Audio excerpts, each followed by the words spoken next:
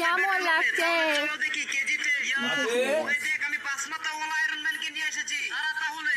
কি বড় হয়ে গেছে। হ্যাঁ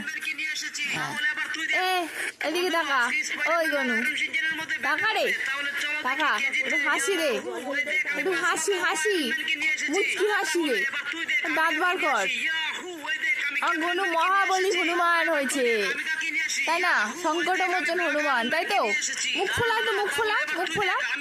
দেখো, এই তো আমার দিকে দেখো, আমার দিকে দেখো, এই তো।